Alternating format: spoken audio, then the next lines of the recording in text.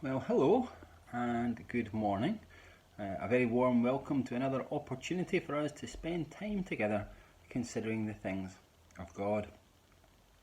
Well, I imagine you've all been watching this on the news the past week or so, but the big story at the moment that fills our bulletins is to do with exam results, isn't it?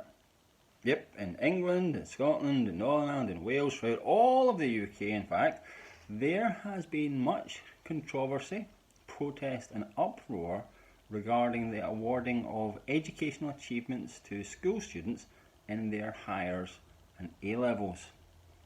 As you'll know, because of the pandemic, students were unable to actually sit exams this year, and so the grades that they were to be given were to be based upon predicted or projected results that the students' teachers reckoned that they would have achieved.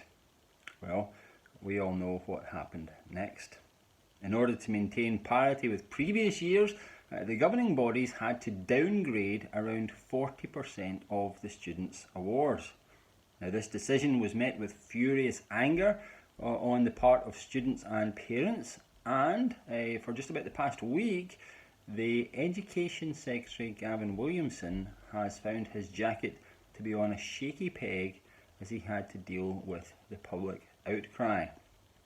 Now, I'm not here this morning to talk about the rights and wrongs of this attempt to assess students. Rather, I'm speaking of this today because one of the things that I've heard repeatedly asserted by students and parents during the discussion is the cry, "We want to get the grades we deserve. We want what our work deserves." Folks, I guess in life we all want to receive the good things that we reckon we've worked hard for and attained, the award that we deserve, if you like. But in regards to our spiritual life, our relationship with God, then getting what our works deserve, what our actions have led towards, is pretty far from what we would want. You see, the Bible tells us that what we deserve is nothing less than hell and separation from God. That our works on the whole are not particularly favourable, to say the least. That we never pass the exam of righteousness. That we never ever meet the standard that God sets through His perfect law. Friends, getting what we deserve, getting the result that we've worked for, would be disastrous for us each and every one. Now, the good news of the gospel is that rather than us receiving the punishment for sin that we are due, God gives us something much better. He gives us grace. And He does it through the cross of His Son, Jesus. Romans 5 verse 20 says, "But when sin abounded, grace abounded much more."